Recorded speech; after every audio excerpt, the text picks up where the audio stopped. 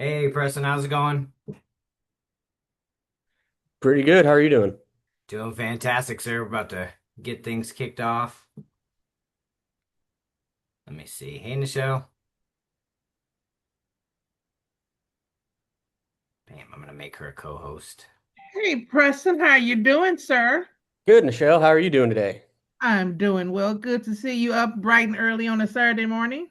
Oh yeah. I'm getting old. I get up at 6 a.m. every morning. Do you get up and work out at that time? Or do you just get up? I just get up. Cool. I don't work out. Workout being alive. Yeah. Same as like Paige. You know, Paige is always working out. Oh Yeah. yeah. Fun. But I just made you co-host, Nichelle. Cool beans. And I uploaded the new or the revised Homebuyer seminar in the chat. The Okay. PowerPoint in case I don't know if last time when I ran the PowerPoint my ADHD took over, I think. So it's up to you, whichever one. If you want me to do it, I'll be in focus mode today. Cool beans. We will work with it, and I'm gonna find the little things so I can get it over to Preston as well if I can get it in. The The home appraisal buyer coupon. packet. Okay, yeah, I'll put it in the chat as well. Boop boop boop. Bam. Everyone enjoying this 20-degree weather? For what it's About ready yeah. for it to be over with. Yes. I was Oh, it's not. complaining about I You was was complaining complaining about the about? 70-degree Christmas, but I kind of miss that. Yes. Oh, you Absolutely. had 70, I had 80. I was up in Oklahoma, so it was a little colder. Okay. Oh, yeah. Come here, buddy. Let's see. Oh, my dog wants attention. Aw, look at Aw, him. What's cute. your puppy's name? This is Copper. Hey, Copper? Copper. That's a fun name. Hey, who's that? It's like He heard copper, it like a too, right? cop, He was or like, copper I like heard my the name. metal. Yeah. Yeah. Boy. Let's see. Yeah, Copper's really in charge of everything. We're finding him a house. He's just going to let me live in it. There Yep. is nothing wrong with that. It's good to know who's boss. Good boy. All right. I think I put I I believe it's the right booklet in the chat in the show. If it's not mine, definitely is. It should be. So they're both there. And Yeah. they yours seems to have more than mine. So Uh-oh. I'll download yours and look at it. You may have Cool. added something to it. Who knows?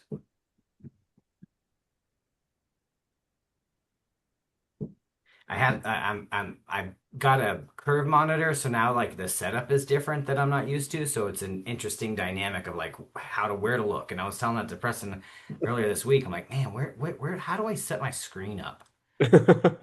Curse my friend for telling me to do this.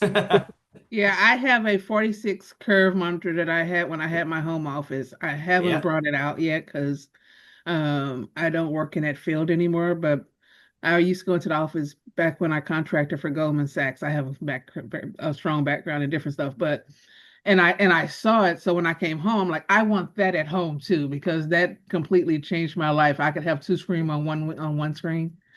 So yeah. hmm That's what I thought. I thought it'd be like Tony Stark having all this cool stuff. I'm over here like Tony Stank. You're gonna be all right. I will be all right, but it's been interesting trying to adjust. If you made it through Love Hurts, you're gonna be fine. Yes, I like that movie. It was funny. I'm actually gonna try and watch it today when I get back.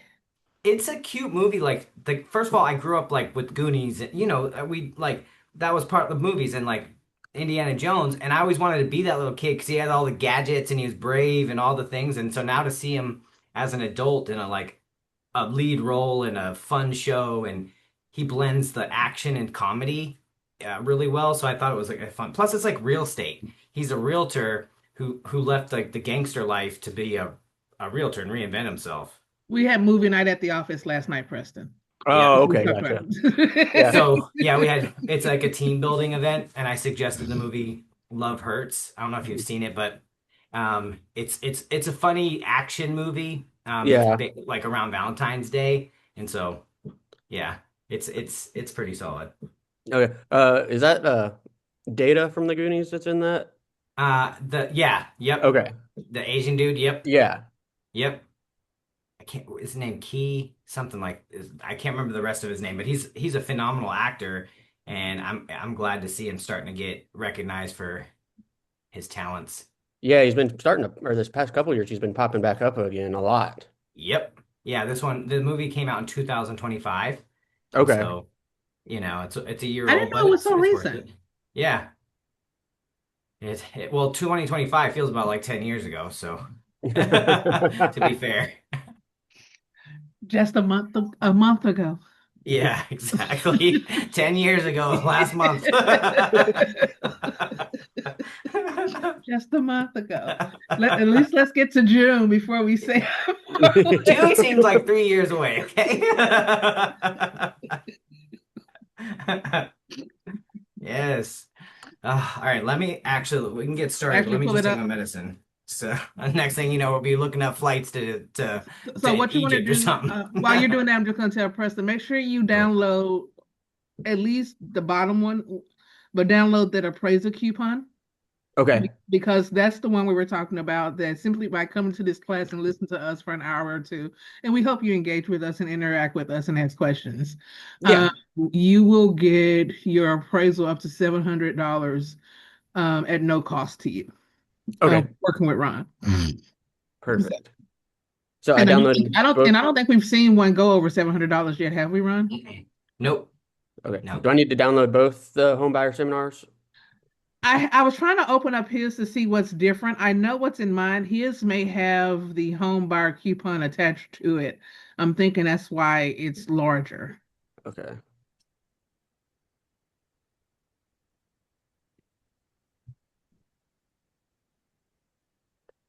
I'll download both of them just in case. It Why not? doesn't hurt.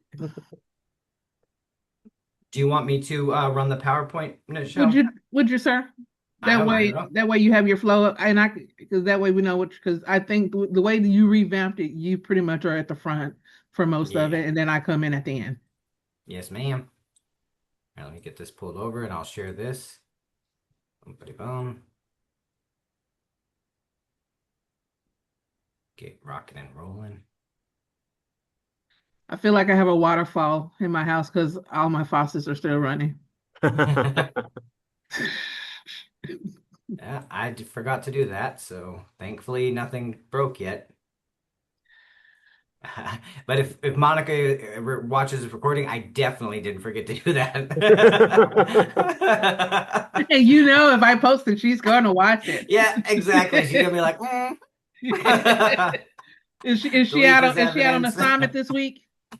Yeah, she's in South Carolina for Comic-Con, and Okay. so she's doing her thing out there.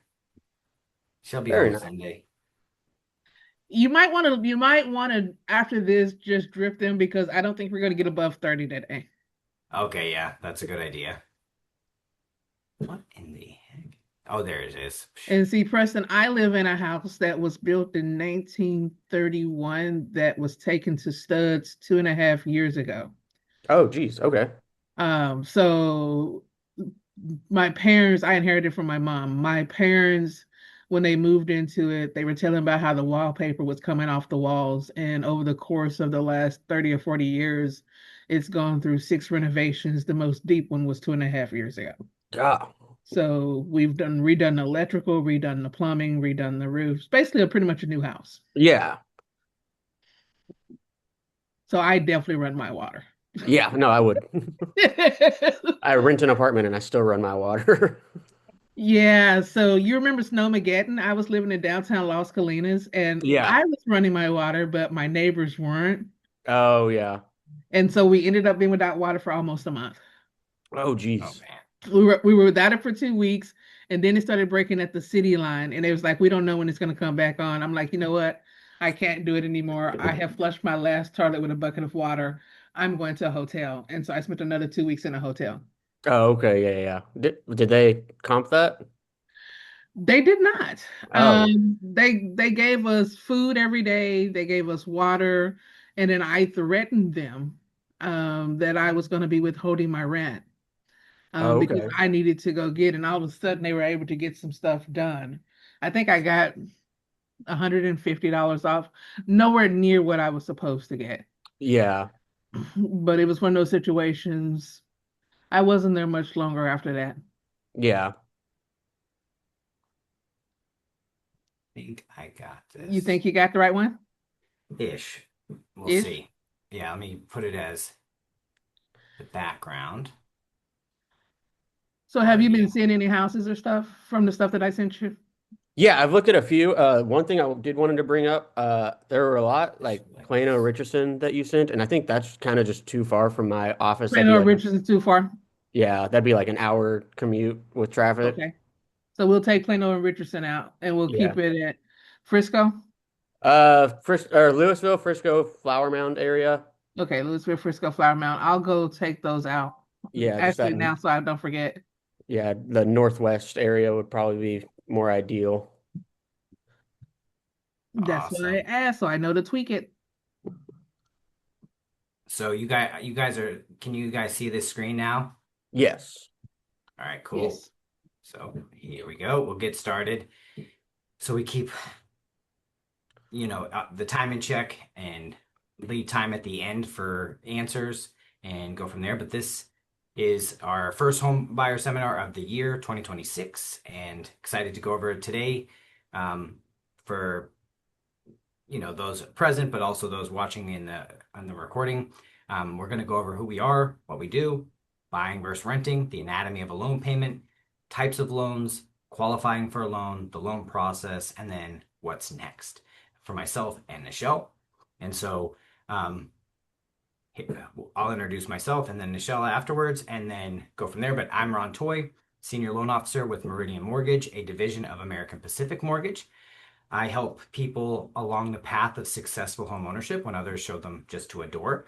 Um, I'll help counsel you on your financing options, make sure what we do is prudent and suitable, aligns with your current long-term goals, go over the products and programs available, and the benefits to you for each program and product, and make sure that we communicate effectively because, again, I'm 100% commission loan officer. My business is referral based. So my goal is to treat you so well that you will think of me when you hear somebody having a decision, or a has a question about home financing, and you'll be like, I have a guy. Ron is the best. He took care of me, and I earned that through my systems and processes and giving back to the community. So that's who I am.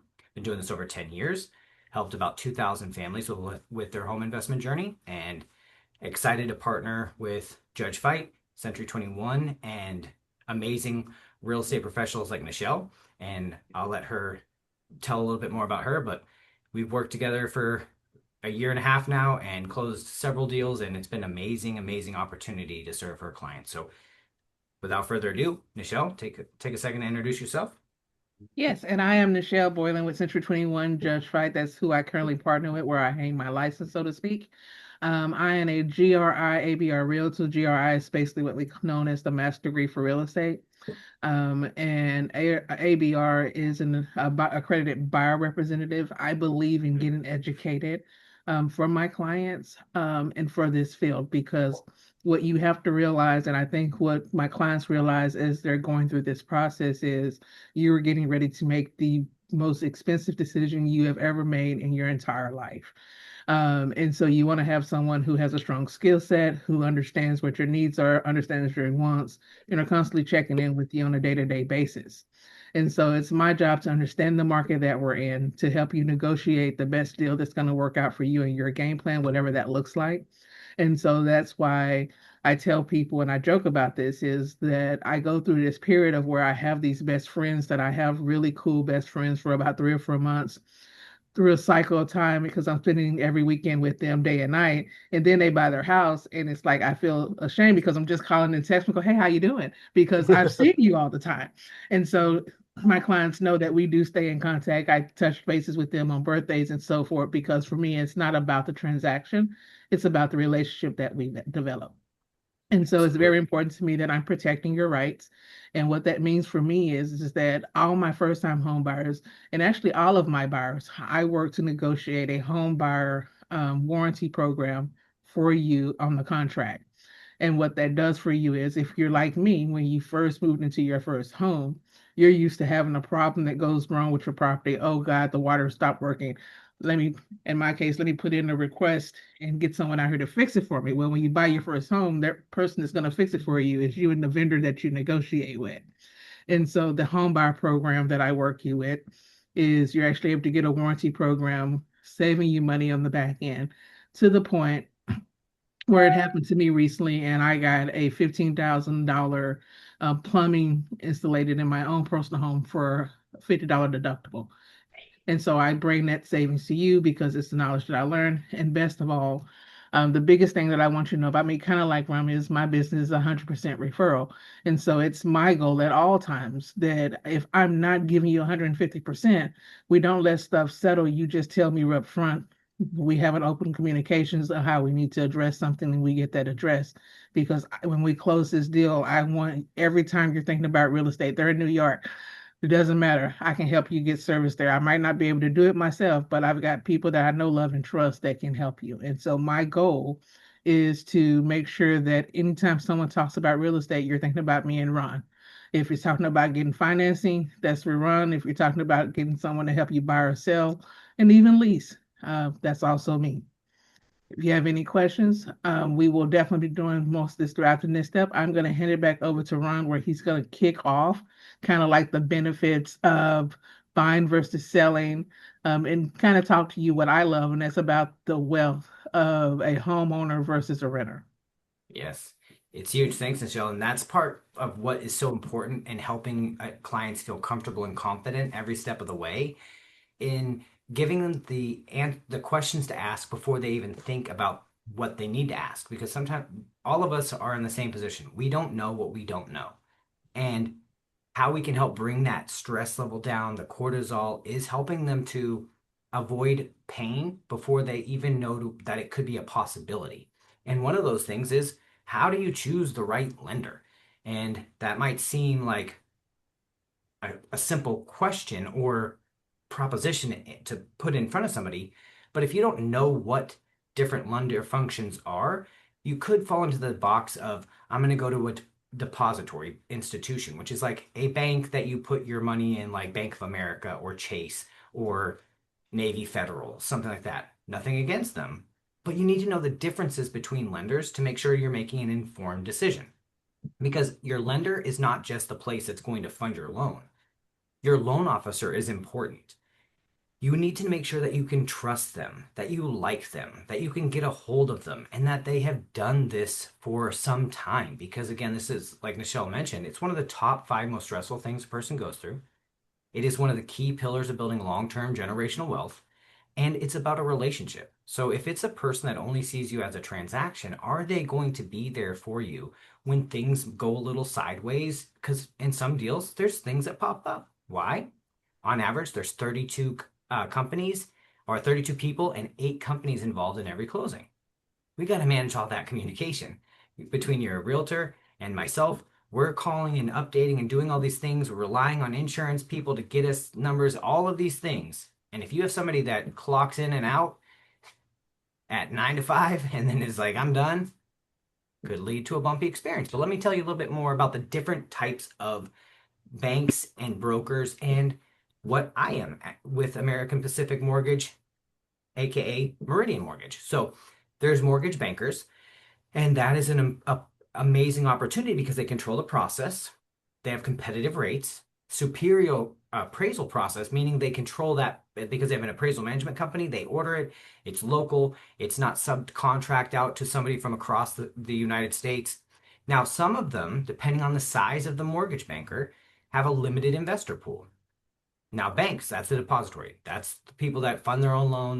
They're doing their own thing. Some of their negatives is limited programs. They want the box. If it's not perfect, they ain't doing it. So that's the part where a lot of people run into issues, and then that's where they get preconceived notions, because it's easy to go into your Bank of America, Bank of this, and then they tell you, oh, well, you can't do a deal because you don't have 760 or 780 credit scores, something like that. Now, mortgage broker is a little bit different. That's an independent person who has access to multiple programs, but they have no control over it because they are in essence brokering out the loan. They're going over here and choosing that program, but they don't process it, they don't underwrite it, they don't do any of those things. And so it could delay timelines, it could delay communication. And when you say, hey, well, Ron, which one are you? We are a mortgage banker, but we also have the combination because we've partnered with American Pacific to do the broker option. What this does is it allows us to fund our own loans, have this amazingly huge investor pool, so that no matter what our clients are needing for financing, we have an option for them. Whether it's something that we're going to originate and generate ourselves, or if we're going to broker that out for them and do the loan ourselves, because I can do Chase loans, I can do Bank of America loans. But we have this other options too if it makes more sense. But that's part of knowing those different banker types, broker types, and what's better for you. And the timeline, because most mortgage banks, it's going to be 45 to 60 day, not the bank option, like Bank of America, Chase, Navy Federal, 45 to 60 days to close. Sometimes to win in a competitive offer situation, you need to close in 25 days, 15 days, 30 days. You're not getting that with somebody who delegates out everything. So it's important. But the other part that I like to attack is when people first start looking for homes, they go online and they're going to look at videos and they're going to go to YouTube and they're going to go to Instagram. And what is the media telling people? The sky is falling. Rates are 7%. They're too high. The housing market's going to crash. All of this information, which again raises cortisol. So they automatically go into this thinking it's not going to work. It's not a good time to buy. It's cheaper to rent. And none of that could be further from the truth. But the thing is, when you keep in mind, in social media, people are paid by engagement. So fear sells. These kind of like homepage things, I don't remember what the wizard word is for it, but the tab thing when you go onto YouTube, they're all the same. Thumbnail. It's the cut and paste. Yes, thumbnail. And it's like it's always like drama. And that's something that I don't like because what it does is it causes people to pre-underwrite themselves, think they need more time, but while also providing more opportunities for big corporations to buy up more and more inventory. And why I wake up, why I'm driven so passionately to help people get into homes, not just first-time home buyers, but any person who is in a home, properly manage their equity position, is because I know the stats don't lie. The average homeowner has 40 times the net worth of a renter. And you see it across all income levels. 26,000 a year or less. Guess what? A homeowner has 103,000 net worth versus a renter 1,000. Like, that's devastating. And if you can rent, there's usually a place with the equivalent payment that you could buy.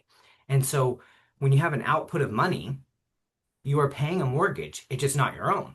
So it would be better to be in a position where you are paying your own mortgage with the same equivalent payment and you grow your equity two ways. The first, forced savings through principal balance reduction. That means every time you make your payment, you're reducing the principal balance, creating equity. The other is appreciation. The average appreciation rate in North Texas, 3 to 6% per year. So you got to think about that. Your appreciation is based on the value of the home, not your initial cash investment into the property. We'll go into some of the details about when you purchase and you can use down payment assistance, freeing up capital so that you can keep your money in higher yield savings or investments instead of it being fixed in a fixed asset. But these are some of the conversations that we have with clients and not just order take like, oh, you want to put 20% down? You want to do this? Okay, great. Boop. No feedback, no consultation. But this is huge. 40 times the net worth. 40 times. Keep that in mind. Why is it getting harder and harder for people? The longer they delay buying their first home, the larger and larger that wealth gap goes, and the higher and more expensive home prices are. And so, again, we kind of touched on this before, but there's also tax incentives for buying. The equity gains. You get to control the improvements and things you want done inside your house and outside. Pride of ownership. But keeping in mind, don't buy a house for someone else. Buy it for yourself. Don't try to keep up with some other concept or perception of what you think you need to be at for your level. Buy what you can comfortably afford. because renting is 100% interest. You get no return. There's no equity gain, no tax incentives. You can't do anything inside of it, or you face losing your deductible or your security deposit, and it's chaos, right? But people have this perception that it's easier and cheaper to rent, but it's costing them their future. And Nichelle and I want to be the part of this environment and move and change to help people feel comfortable and confident buying, because these are the stats. Since 1942, this is home price appreciation on average across the United States since 1942. We've seen that's towards the end of World War II, Korean War, Vietnam War, Persian Gulf, all the wars, recessions, bond market massacres, hyperinflation in the 80s. What did homes do? Appreciate. Now, a lot of people point back to 2007 through 11. Like, Ron, don't you realize that home prices went down in 2007-11? Yes, I do know that. But if you look at everything else, it didn't. And why did it happen in 2007 and 11? We overbuilt based on demand. There's a population decline between baby boomers and Generation X. So there were things that we could have seen and projected to avoid that, but greed got a hold of people. And that's the part where I like to show stats and data, not emotion and fear like those thumbnails. You can see baby boomers, 76 million people born. Gen X, 55 million. Why is this important? Well, on the bottom graph, you could see the blue bars are formations. What does that mean? A housing formation, typical first-time home buyers were 33 years old. Oh, and it's gone up now, but on average, it's been 33 years old. It also means like somebody becoming 33, somebody graduating college, becoming into a housing market buying opportunity. The orange bars are completions, meaning homes being built.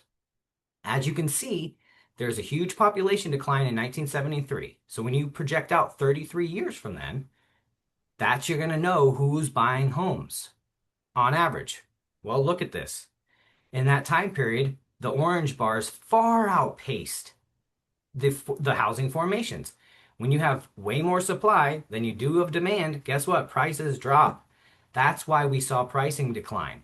But look what happened since mid 2014 through present day. Housing formations have outpaced completions drastically, and it's still happening. So why do I say this? Is to encourage people that they need to buy, because luck is what happens when preparation meets opportunity. If I can help people get away from fear, feel empowered, feel free to buy what they can comfortably afford versus I got to buy a 4-bedroom, 3-bath, all this other stuff when they've been living in a 1-bedroom and they're happy with the payment, then I can make it so where everyone else calls them lucky. Like, oh, you were lucky to buy in 2026. You were lucky. I think about everybody talk about our parents were lucky to buy in the 80s. Well, interest rates were 20% in the 80s. So what they did was be in a position to buy in a time period where prices were low. This is the least homes are going to be in a long time. So do you want to be called lucky, or do you want to be the one missing out the opportunity? Because guess when the best time to buy was? In the past. So right now is the time to buy so you don't miss out. When was the best time to buy Apple stock? When it first came out. That's the same thing with buying property. So we're going to go over the process of what it looks like for a loan, right? We're going to go first, you start with pre-qual, and that's the pre-approval. You're going to go out and start looking for homes. That's with your real estate professional. You're going to know your budget at that point. Once you get under contract, you're going to be sent over to me and processing, because we're going to send that over. Then you're going to get your inspections. This is an overview, and we'll dial it in. Get your inspections. Get your appraisals. Goes back to underwriting for clear to close. Then you get a closing disclosure. The closing disclosure gets balanced with title. We send loan documents to the title. Guess what? We table fund. So that means you get keys the same day. You sign, docs come back, you get the keys to your home. This is awesome. But now you know the overview. We'll go into the details, because what does it mean to qualify for a loan? What does that look like? Well, the first thing we're going to look at is credit. Now, the good thing with my system is we do soft pulls up front. Our team invested heavily and communicated with our credit provider and making sure that we could run AUS, that's the automated underwriting system or software, to get full DU results, meaning we have a full approval whenever we have the soft pull. But some people are confused because, like, if they look on Credit Karma, they're like, man, my credit's 800 on Credit Karma. but there's different types of scoring models for mortgages. And so I like to help people see that so that there isn't confusion if the score is a little bit lower. The common scoring models for mortgage, the FICO 2 for Experian, the FICO 5 for Equifax, and the FICO 4 for TransUnion. And so you can see some of the scoring models. Like to talk about that up front so it's not a surprise. And so a lot of people pre-underwrite themselves because they've had bad experiences in the past or something happened. Life happens to people, and we get it. But the timelines for major credit events is shorter than most people think. Chapter 13 bankruptcy, you can get it 1 year, depending on the trustee's position, 2 years for conventional. So, like, if you've had a past credit event that's major, it's not the end of the world. We just got to put a game plan in place, whether it's right now, in the future, whatever it is, but let's make sure you're on the path to home ownership. And that's why we're about the relationship, not the transaction. Some clients, it takes 2, 3 years, but most of the time, as you can see, even if you file bankruptcy, it's quicker than you think. So I also have a top score program to where when a client comes in, I run their credit, and then with the soft pull, it tells me if there's room for immediate improvement, and I will help them work on those things and get that extra score that they need, or to just help them save money, because your credit score is more than just what the part of this purchase. It's going to determine your rates on any loan you get in the future. And having the best credit score you can will save you hundreds of thousands of dollars over your lifetime in interest. So again, the relationship, I want to be your lender for life. So if I help you maximize your scores, one of those ways I earn trust. Next place, employment. This is important. And this is why we need to know full 2-year history, because you don't have to necessarily be on that same job for 2 years. We just need to be able to paint the picture to underwriting. We need to make sure that we are painting a clear picture of your job history because it leads to income stability. We're looking for things when you're self-employed. How long have you been self-employed? 2-year tax returns. Are you scheduled? Are you LLC? Do you file Schedule Cs? This is stuff that we talk about before you even do the application, so you know what to expect. Because if you know the plan going into it, nothing can be a surprise because you expect it. And here's what it is.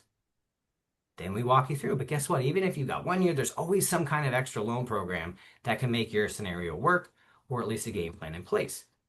The anatomy of a loan payment. What is a loan payment? Well, because renting, some people think it's cheaper to rent, but the rent already factors in things like the property owner's taxes and insurance and other things for the property. It's just not broken down for you. But in your mortgage payment, you're going to see principal and interest, typically referred to as PI. That's the principal and interest. Let's say $2,000. Then taxes, that's the T. That's $130 on this scenario, just breaking it down. Then insurance, that's your homeowner's insurance, your mortgage insurance, and occasionally if there's like dues, it could be put into that as well. And that's the PITI. So when we're talking about mortgage payments and we're going through this process, we're telling you the total if you're escrowing so that you can feel comfortable with that payment. Because if you're only thinking about the principal and interest and forgetting about the taxes and insurance, you might spend more than you want, especially if you're not working with somebody that wants to make sure you're fully informed. Next piece, assets. That's the funds. This is why a lot of people get nervous because they're like, oh man, they're looking at how many times I go and order Uber Eats. No. Am I calling myself out on that? Yes. I guarantee you I spend more on Uber Eats than most people would ever think is healthy and normal for a human. Okay? Like, I think I should just buy stock in them. But we're not looking for that. We're looking at, do you have the funds to close, or do we need to properly source them through opportunities like down payment assistance, seller concessions? Will you be getting gifts? And so that's what we're looking for. Making sure that you have the funds required to close. And those can be a lot less than many people think. We're going to debunk some of that too. Because some people think, oh man, I need to have 20% down. I need to have all this, and I need to have that up front.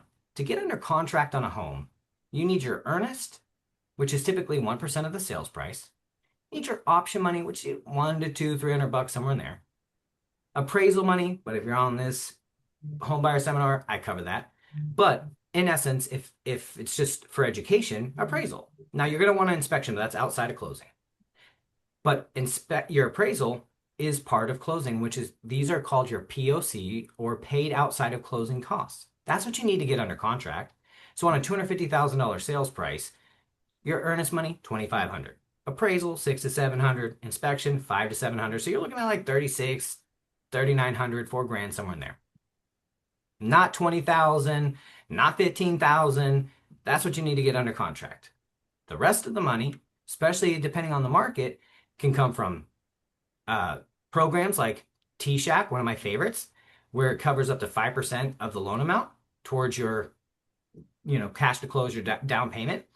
They have it as a 3-year forgivable second lien, which is no interest, no payment. As long as you stay in the home 3 years, the funds are completely forgiven. Amazing opportunity. They also have grant options available, and those do go up to 5%. Right now, they have a 4% available, but those are treated as a gift, so there's no repayment period.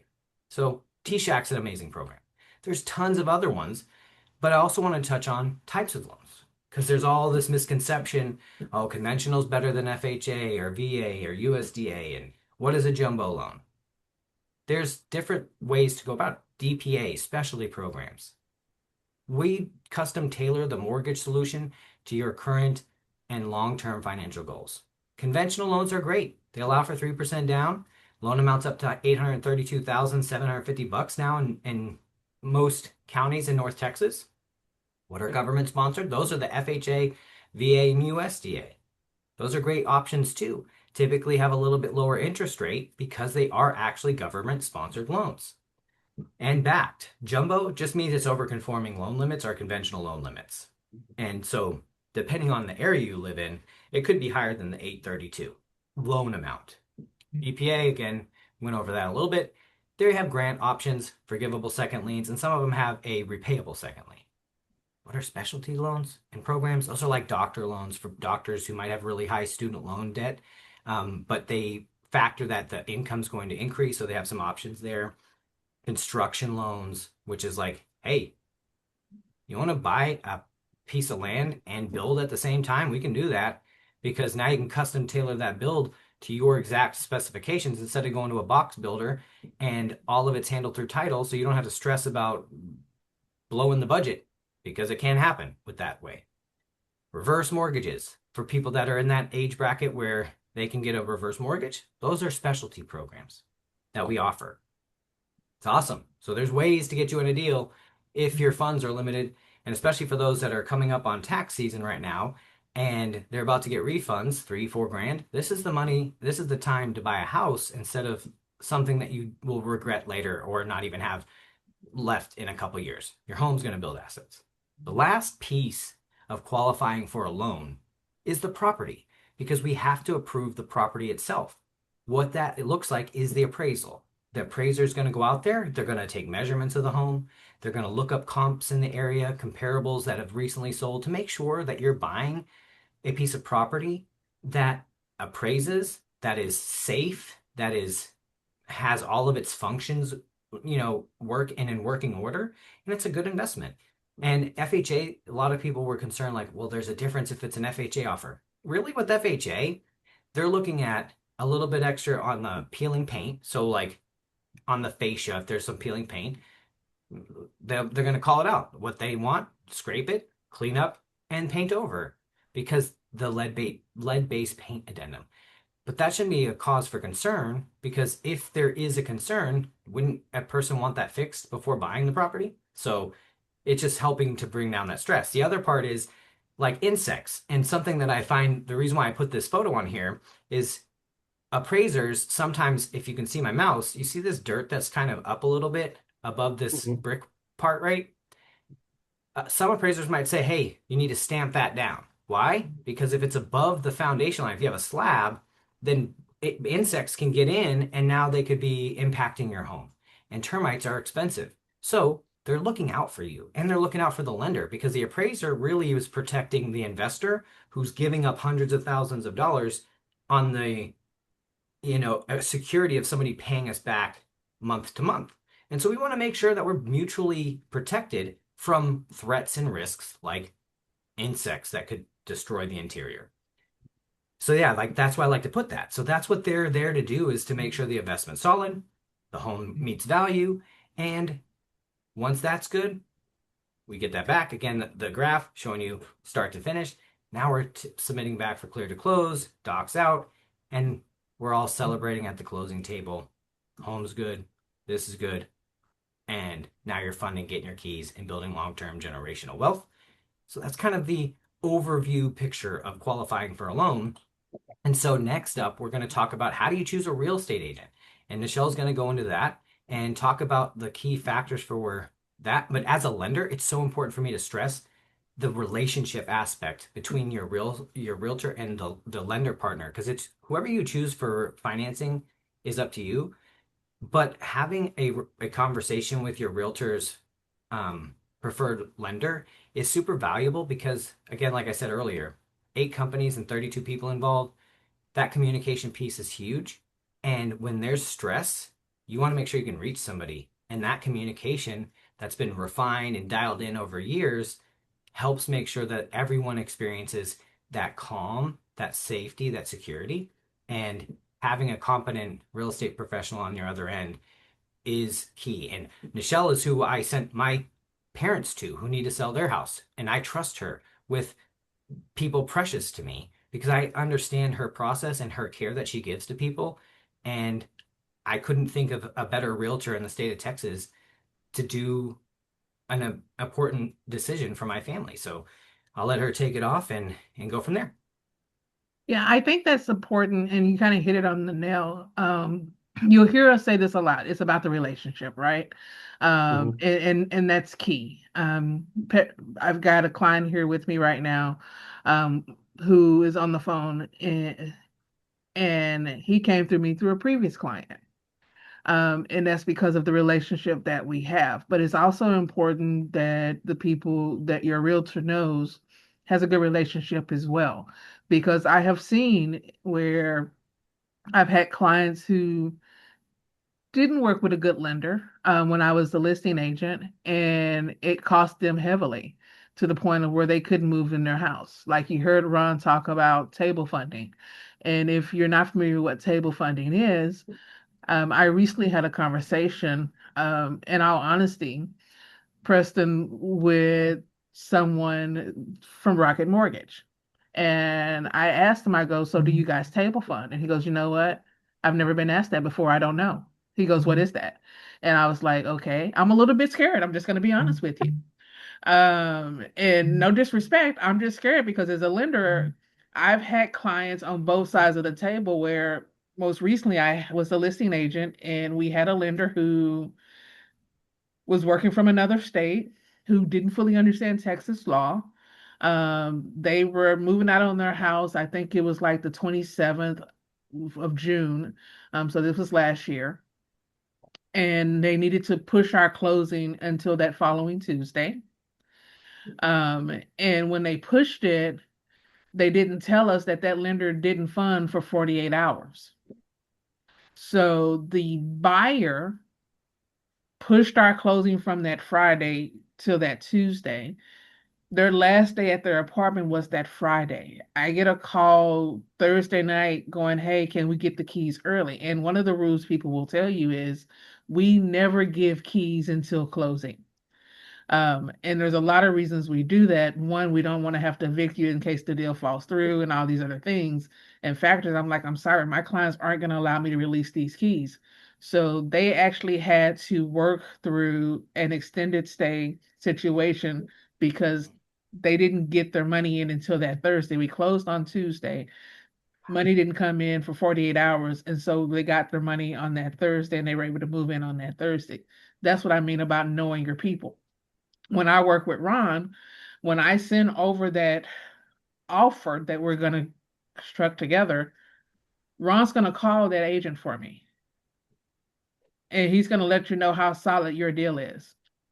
And that agent is going to know, hey, we can close X, Y, Z, and so forth. So that's very important to me. That's one of the reasons why Ron is my preferred lender. Besides the analysis, because my brain is a geek brain and I like to see numbers and data and I know exactly what I'm working with. But the other important thing is understanding where they live, understand the service area that you're interested in. Is there any construction going to be happening in that area? Are you in an EJT? What is an EJT? An jurisdictionary territory. Like we're talking about Flower Mound. Flower Mound recently annexed, I believe it was Forest Park. What does that mean? Forest Park went from paying one set of taxes to now they also have to pay taxes to Flower Mound in addition to Forest Park. If your realtor doesn't know that, then you're going to get a surprise. Like, wait a minute, I didn't know I was going to be annexed, and all of a sudden you get a letter in the mail. So those Yeah. are the things why that's important. The other thing is understand the type of properties. Are you working with someone who's done single family home before? Have they done a condo loan before? Have they done a jumbo loan before? Do they even understand what a jumbo loan is? If you're looking for a property and it's $700,000, can it go FHA? Do they know that? And those aren't things that a realtor is their background, but they need to have an understanding of it. So that, and if not, then they can say, you know what, that's not my lane. Hold on, tap, tap. Hey, Ron. Yes. And that's the other thing. Ron, how many times have I called you at 9 o'clock on the night on a Sunday because we're trying to work a deal? Yep. He's going to pick up that phone. Even if we don't Absolutely. get a full drawn out response until Monday, I can text him right now and get an update. I can Yep. be out on the show and go, Ron, we're looking at this house. Can you run the numbers for us? If he's available, he'll get those numbers to her right away. If not, he'll get them back to us before the end of the day. Mhm. So those are the things that you keep in mind. The other thing is, who are my other vendors that I work with? Yes. I've got a client right now that before this meeting, I left and my client is on her way to another referral I got from Ron, actually. My client is a cool client, by the way. She is the meta manager, which apparently I've learned there's only one in the world for Crunchyroll. So she Oh, okay. does all of the data and the subsets that goes into each of those anime. She's the one that reviews those, put them in, and so forth. Well, at 5:30 this morning, she's headed out to Los Angeles. And so at 10 o'clock this morning, I was meeting one of my vendors that I referred her to do a paint job because we realized the patchwork didn't look well. And I want to make sure that when we put our house on the market, it shines. And when I get through with this call, I'll be heading back out there because we're meeting the cleaners. They're going to do a final cleaning of the property before we have staging comes in. And that's what I mean. You want to have that they have a report. She goes, I've given her cleaners, I've gotten locksmiths, we've gone through the entire process of the handyman, and you will need those things. And you don't want to have to try and source that knowledge because with the connection network, if they work with us, Ron is actually the benefactor of that. When I joined Century 21, we actually had another financial company. They were called Cardinal Financial. They were not the best. They did not have the best products. And in some cases, they did not give the type of service that we have come to know to deliver. And so they are no longer with us because they didn't take care of our customers. And so we now have Meridian Mortgage with us. That's one of the things I mean about the connection network. If you don't take care of our customers, you don't stay with us. And so when you get one of our vendors, and I have over 100 vendors, you need a lawn care, I got lawn care specialists. You're thinking about, oh man, I don't want to mow my lawn every day. I got someone for you. Oh, you want to do window cleaning? We had someone that came out and did window cleaning because we wanted the house to be pristine. I use the plumbing service myself. So we have all these different services that we use for you. And then you also want to understand the level of communication. How are they going to communicate with you? Because I asked you, how do my clients like you? Do you like text messages? Do you like emails? What's best for you? I'm kind of in between. I'm going to be honest. I'm not the most fond of phone calls. But if I have a client that likes to talk on the phone, I'll talk on the phone with you 24/7. But if I have a text message or an email, then I can track that. Like, Preston, when you text me, when you email me right away, I was like, okay, I can get it back to you right away. And Yes. we've got a record of everything that we talked about. Yes. Yeah. Sometimes when I talk, I don't always remember that. I'm just going to be honest. So I have a recorder for it. Yep. The other things that you want to know is when you're working with your realtor, you need to feel comfortable to tell them your deepest, darkest secrets. And I mean it wholeheartedly. People think I'm joking, but I'm actually being serious. If you've got something that you know you're going to need in your property and you're ashamed to tell them what that is, and I don't want to go into a lot of detail because I've had those clients that they have their own special things that they like in their house.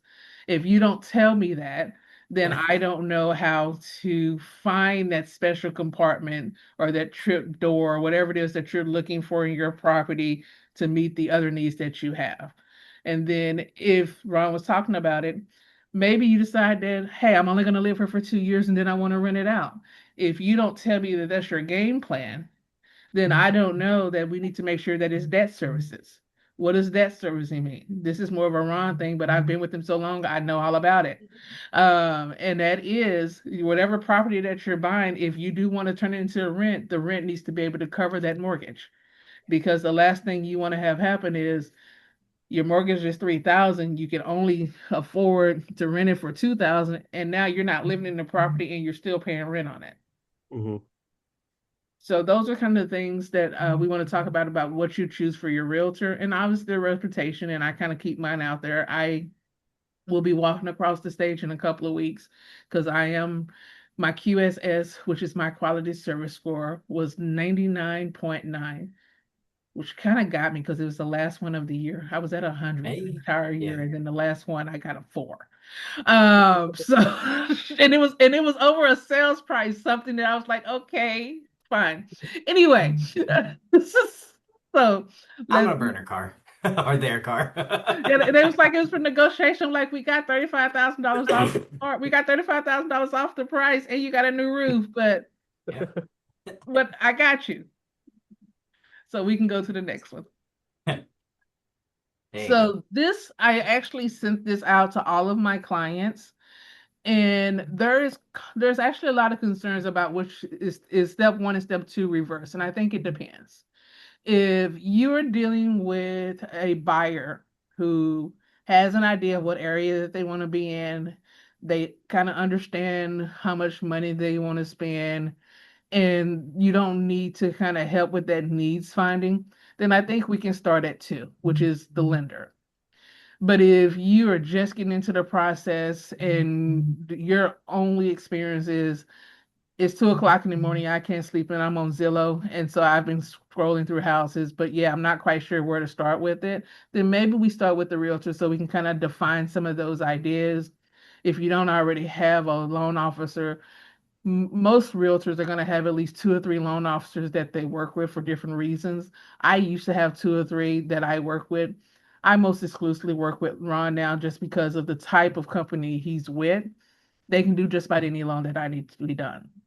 And I can trust him to show up at the closings with me and to be with me for any reasons that I need him there. So the needs assessment is where we're going to talk about what is your reason for buying? What is your motivator?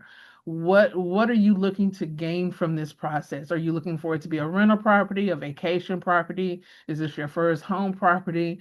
Several of my clients, including the one that's on the call and the one that I was with yesterday, are you buying a house and you've already figured out you're going to rent out a couple of your rooms for 5, 10 years, so forth? Or be like my brother rented out until the house is paid off, and then all of a sudden your roommate's got to leave. I mean, whichever situation works for you, because his house is about to be paid off, and now all of a sudden he doesn't want roommates anymore. I was like, okay, you're kind of shady, but I'm gonna leave you alone for now. And if he watched this video, I'm sorry, it's true. I told him to his face. So Say something. so I got your back too. I mean, it's smart, but I was just like really, you gonna let him stay like 6 months after? He's like, no. He goes, my house is paid off in February. I want to be by myself now. It's like, okay, cool, fine. Like Then it. I see how he is. Thanks for telling me what I need to tell all my clients, Yeah. because that's Refer what they'll those do. renters to Nichelle. Like that's what they'll do. So that's that part, and then we'll talk about the lender. And your lender is going to be the person, and you hear me say it all the time, that gives you your keys. They're going to one that's going to give us their pre-qualification letters. It's going to tell us how much we can buy based off of how much you feel comfortable paying with, how much down payment you have, and your trajectory and time frame for when you want to purchase. They're going to give us that keys. And once I have that letter in hand, it's just a matter of moving to step 3, where I start sending you properties. And once you've got 3 or 4 properties, I think 3 or 4 is the sound number, in all honesty. And my reason for that didn't come out of a vacuum. I've had clients that I've shown 20 properties to. I've had clients that I've only shown 2 properties to. But what I've found through this process is that once I show them more than 3 or 4 properties, they don't remember 1 through 3. Hmm. And so if my goal is to help them find a property that meets them, we have a mathematics process where we kind of go through that. And if we've got 4 properties, then the question becomes is we do a pros and cons. And that pros and cons is very simple. Which one would you take off to put this one on? And that kind of helps them narrow it down to what they really want to see. So that we're not looking at a whole bunch of different properties that don't even meet your needs.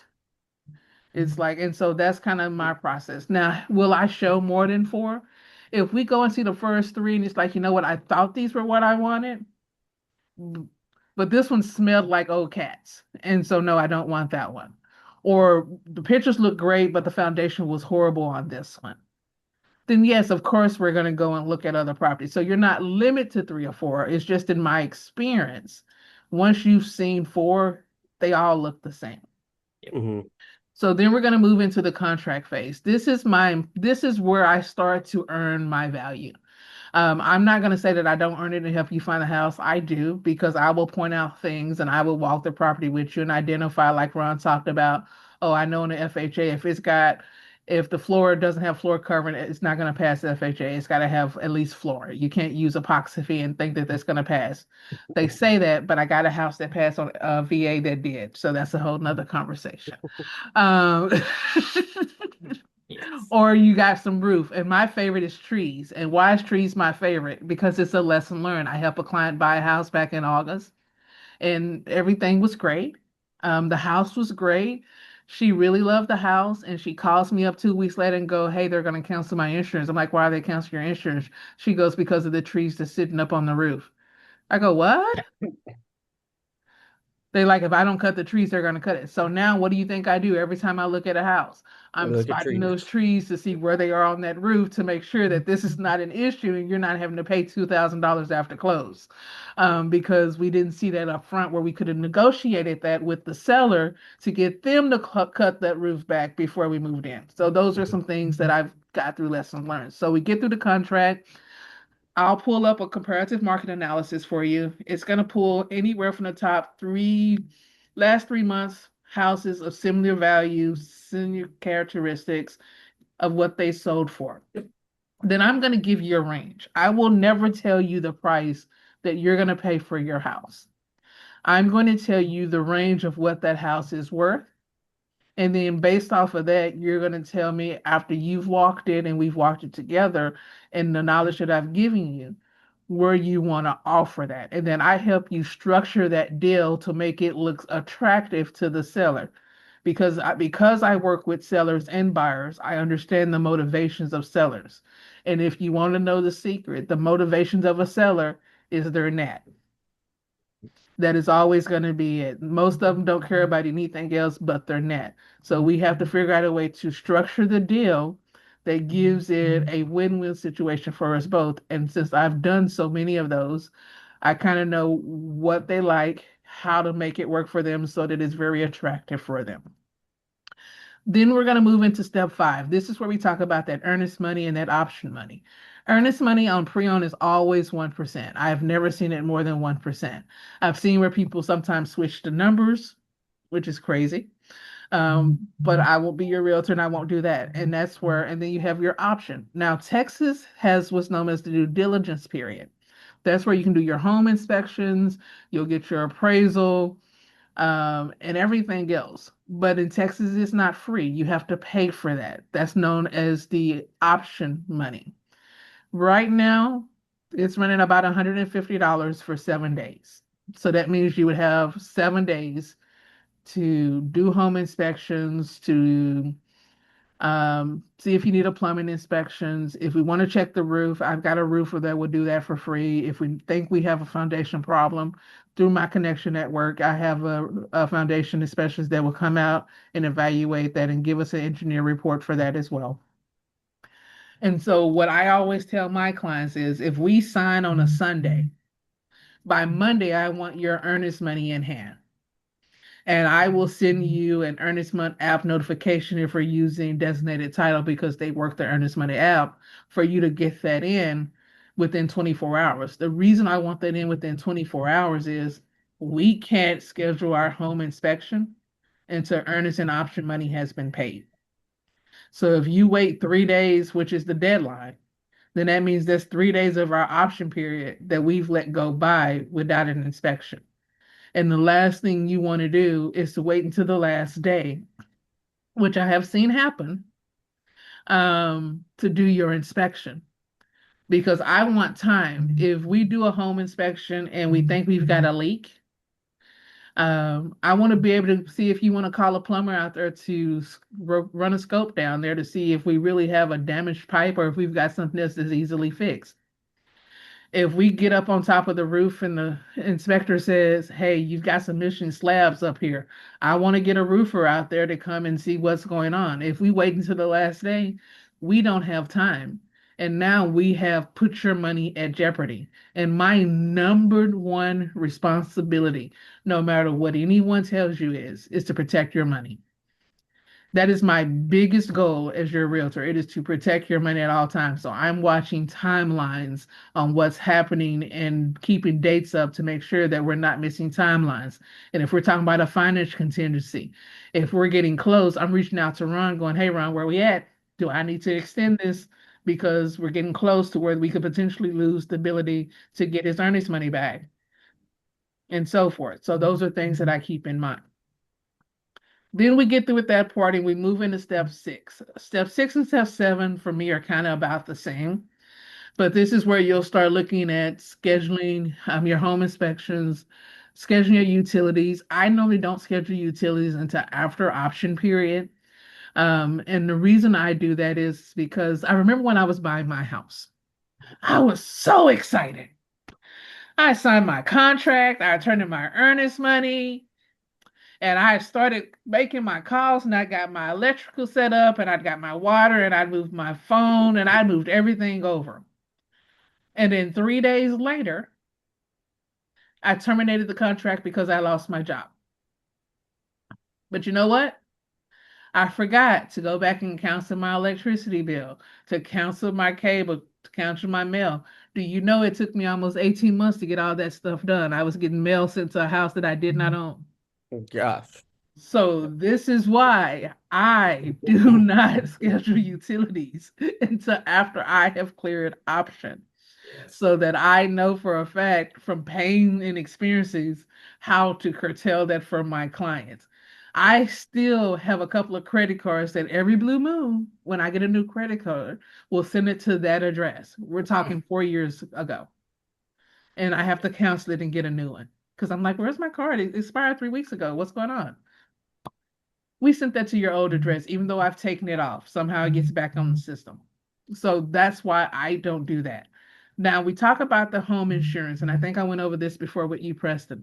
Home insurance is where you're literally just going to get the quote. Mm-hmm. You're not going to pay for it. You're simply going to say, I'm buying 123 Main Street. My expected close date is XYZ. My lender's name is, his phone number and email address is. Please give me a quote for home for this property. And they'll give you what's known as a binder or a declaration page. You're going to then turn around, send it over to your lender, get it to Ron, and Ron will put that a part of your closing costs. One of the reasons your closing costs do kind of raise is because you prepay 1 year of your home insurance plus, is it 3 months or 2 months? 2 months.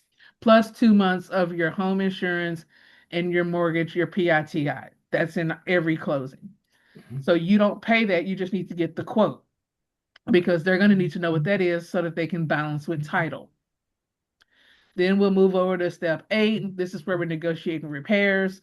And when we're negotiating repairs, we do it one of two ways. We can do cash in lieu of repairs, or if we trust the workmanship and they're going to use reputable people, we can have them fix the repairs. And I've had it work both ways. Sometimes I have people that they're working with contractors, and so they can come out and do the work for us and it doesn't cost us anything. You get to move in the house. Sometimes I have people who have never done work on their house whatsoever, and they just rather throw cash at it and be done with it.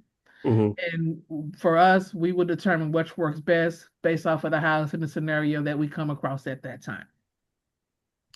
Then we move into step nine. Step nine is going to be where we work through the loan process. Because of the type of lender that we're working with, I'm going to be honest, there's probably going to be very little happening for you at step nine other than acknowledging documents as they come in. I'm really big from my background of being a project manager for several years, of having all of my processes kind of nailed down before we get to the end. So really, we're just cruising. We're just like waiting for them to finish their negotiations and waiting for title to do what they need to do. But you and I are just like, you're boxing. I'm just kind of like making sure everything is going on, making sure surveys are in place and so forth. Then we get to step 10. They're going to prepare all of the closing documents, minus what the lender is going to send over, which is all of their forms. And then we will have what's known as a final walkthrough. So the final walkthrough typically happens 24 to 72 hours before our final close. And the reason why we wait until the very last minute is because one, we want to inspect it to make sure if we had them do repairs, that they fix those repairs. And two, you want to make sure that before you sign that 100 plus pages of documents, not exaggerating, it really is 100 plus pages of documents. Just bring your hand, bring your little massager or something. You'll just be signing for a little bit. It is what it is. But you're transferring real property. So when we get through signing that, I want you to be able to know that you're signing on something that is exactly as it was when you looked at it the first time. Because we've had situations where we went in and you thought that they were leaving the refrigerator, they didn't leave it. Or you thought they were leaving that chandelier and that light fixture, and they took it down, and now there's a hole. Why am I saying this? Because this stuff happens. Mm-hmm. So this is why we go through and we do that final walkthrough to make sure that the property that you're signing on is the property that you're actually buying and they haven't altered it. Then we get to step 12. I love step 12 when I'm working with Ron, because when I'm working with Ron, before you and I even show up to title, my money, your money is already at the title company. So once we sign, if the seller has signs, I get to hand you your keys right then and there. If we are signing after the seller, then we have to wait until they get through signing, and then I get to hand you your keys. And you are officially a homeowner at that time. So that is the 12 steps of buying in real estate. With that, I think we are coming to the conclusions. And so this is where we ask, do you have any questions? And you are a captivating audience. We are your audience to ask any and every question you'd like to ask at this point. Honestly, at the moment, I don't have many questions, if any, really. I mean, y'all kind of hit the nail on the head. I've talked to both of you in depth already for solid amount of time. A lot of that was, I feel like half of this was just rehashing what we talked about, so got a better understanding of that. Um, Ron, I told you that I would, I work, Nichelle, I don't remember if I told you, but I work with a finance guy, so I gave him both of y'all's information just in case y'all Nice. need to reach out to him, because I would, like, a lot of my money is just given to him. Yep. Cool beans. Yeah. What's his And name? Because I don't think that's why I know if he calls or he reaches out, I know who he is. It's Brandon Rainbolt. Okay, oh, Yeah. cool.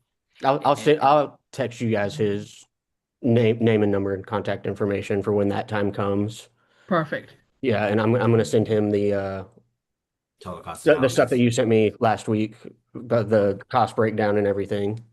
Yeah, and See if what, he sends back or gives you feedback on what to put into the reinvestment strategy to look mm, at your net worth growth, I can custom tailor that so that you can see how that will impact you and align with your current long-term goals.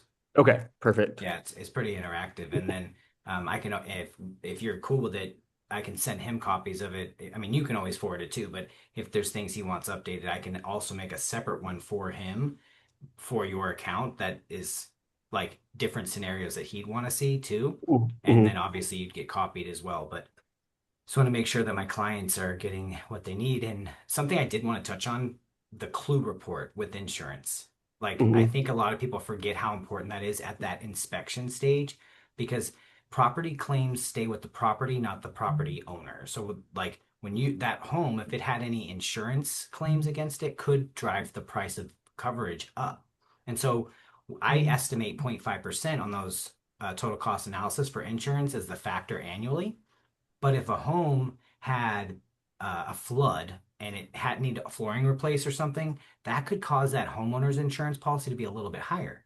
You wouldn't know that, and unless you got the insurance quote that did a clue report to see what kind of claims have been claimed on the property.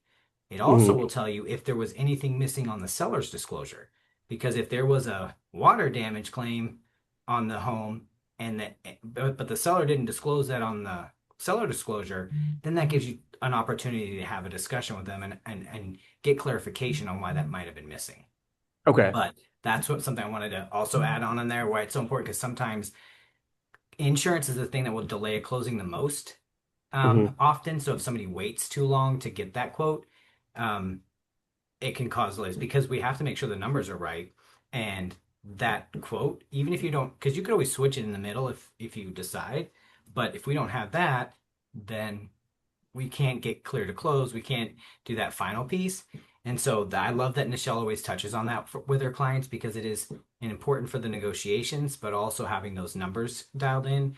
Because anytime a number changes, we have to send a disclosure to the client so that they're aware of the financial impact. And so we estimate high, but then usually it comes down through the process, unlike what happens when you finance a car where you go into the finance office, next thing you know, they're adding this thing and that thing and this, and it's totally different. Mortgage, nah. Hmm. The numbers can only go down, they can't go up, or the lender has to cover the difference most of the time. And never. And that can be expensive. So that's why we're like, nah, we're gonna try to be accurate and Okay. go from there. But just wanted to add that little bit about that clue report that the insurance is gonna run when you get a quote. Okay. And then If I'll possibly get a copy of it. Mm-hmm. yeah, and then for like home insurance, do y'all recommend going through like who I've done my renter and car insurance through because they're the same? Do y'all I recommend? I do. Okay. You're gonna get a request for a Century 21 judge fight, and I always say check what they have for you because they're a broker, kind of like Ron in a way. Hmm. But I went through them, and I'm with Allstate.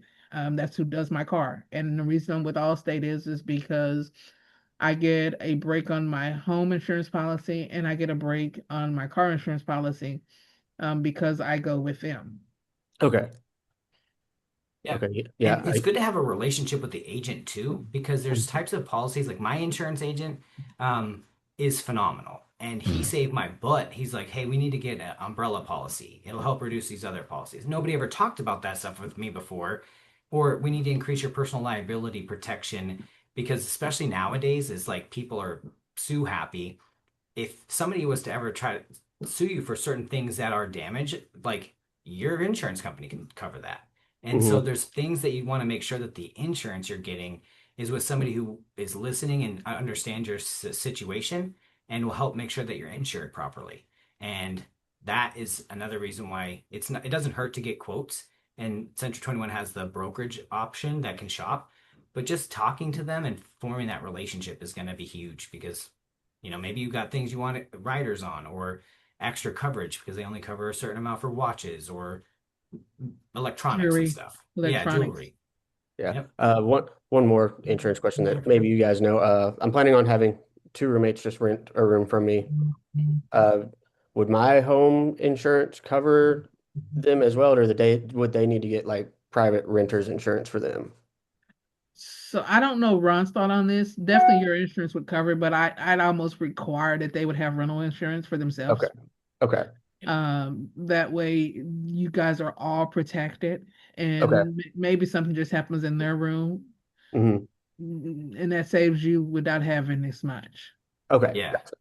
Because typically, what I would say, it's better to be safe than sorry. Hmm. And so, like, I would have them have a renter's policy in place, but or to look into it if it's possible, um, because typically a policy is going to cover your owned items and your owned stuff. And so if it's a Hmm. renter in your space, then if something happened, there could be a conflict. And that's where you want to have that conversation with the insurance person. Like, hey, I might rent out these rooms. I'm not 100% sure, but if I rent these rooms out, what's the proper way to get that addressed? And Okay. do you need Yeah, landlord coverage instead of, but because you're living there, you can get away with home coverage. Now, if you weren't yep, living there, then I would definitely say you need landlord coverage. yeah. Okay.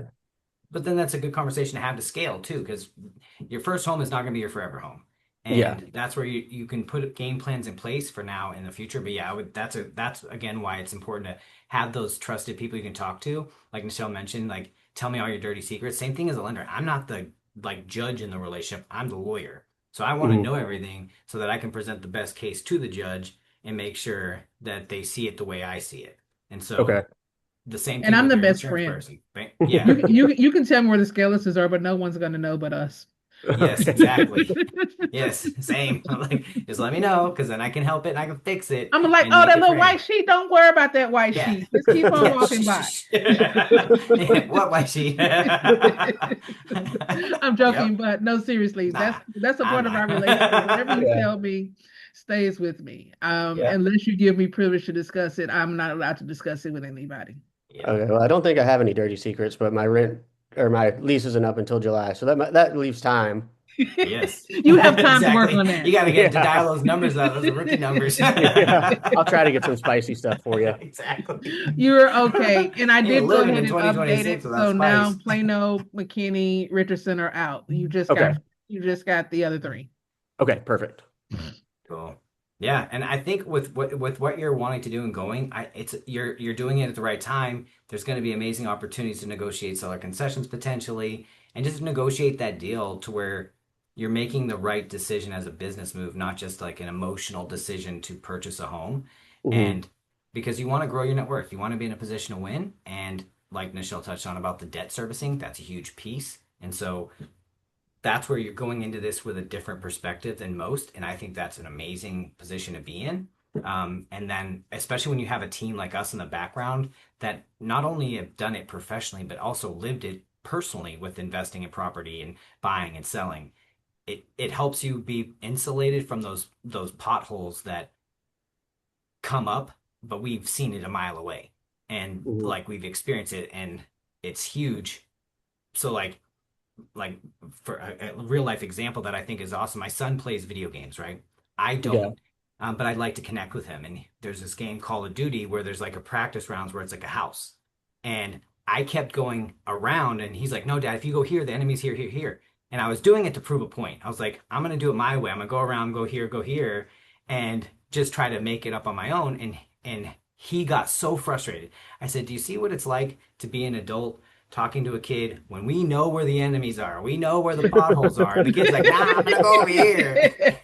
And he's like, "Yes." I was like, "Okay, now you got to feel that pain because this is me. I'm 40, like my son's 22. I'm about to be 43." And I'm like, "I've lived your life. You watch me grow up. I'm not trying to hurt you. I'm trying to help you prevent getting the things that come at you that you're not aware of.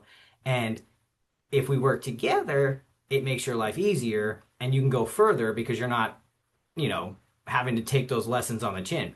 And so the same thing with this, like having that team in place is going to help you get further along the journey than we were at the same point because now we know the things that you should look out for and you avoid and you don't have to, get beat up over the head with it and you're like, "Oh cool, I dodged that bullet." Hmm. So it's Yeah, going to because be I already awesome. visualize when you move out, you just move in another roommate. You don't even sell that property. You buy your Yeah, next one. Yeah. absolutely. Yep. I think you're in a great position. I'm excited for you. And man, anytime you need anything, text or call. Like we're here to serve you and make sure, like I said, everything aligns with your current long-term goals. But yeah, let's make it Okay. happen for you. Perfect. Yeah. Any other questions? Any I think questions? I know, Ebony, you just joined. You Hi, got any Ebony. questions? Oh, I am so sorry. No. That's okay. You can catch the next one. Yeah. Okay. And But ask you can questions stay on now if this you one. want. We're getting ready to wrap up. But if you got some questions, we'll be happy to answer them for you. And if Preston, Okay. if you need to jump off, you're more than welcome to. Man, we took up some of your time, but we'll have these once a month, and you're always welcome to come back and get feedback. We sometimes tweak them a little bit and focus in on certain things. So if there's items or topics you'd like us to hit on in the next one or future, feel free to give us some feedback and send us an email, and we'll see if we can accommodate. All right. Sounds great. I appreciate it, guys. Awesome, thank Cool you, beans. Preston. Everyone stay warm. All right. Yes, but yeah, Ebony, did you have any Ebony, you questions for got us any today? questions for her before we hang up? What I missed? No, The whole thing, ma'am. The whole thing. The I looked. whole I thing. looked Well, you at the give her the time. speed I was like, round. "Oh It's good to see you again. no!" Yes. You too. You too. The whole thing. We were just talking about this is Ron, my lender, my preferred Hi. lender.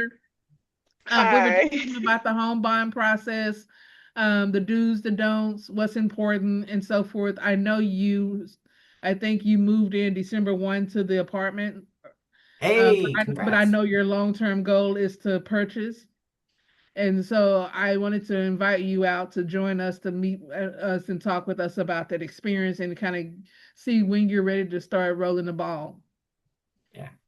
So we have this one. This one actually just ended. We were doing questions. We will have another one February I think it's 27th. 20. Is it what's the last Saturday? I feel like it's the I'm gonna get my 27th. calendar. And I can send you that link too, like I did on this one. Our next one, yeah, it's February 28th, same time, Nailed it. 11 a.m. Yep.